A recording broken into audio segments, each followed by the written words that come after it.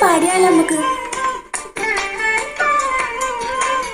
നീലശൈലങ്ങൾ നേർത്ത മഞ്ഞാലെ നിന്നെ മൂടുന്നുവോ, രാജഹംസങ്ങൾ നിന്റെ പാട്ടിന്റെ വെണ്ണയുണ്ണുന്നുവോ, പകുതി പൂക്കുന്ന പാരിജാതങ്ങൾ പ്രാവു പോൽ നെഞ്ചിലമരുന്നോ, മുറുകി നിൽക്കുന്ന നിന്റെ യൗവനം രുദ്രവീണയായി പാടുന്നു.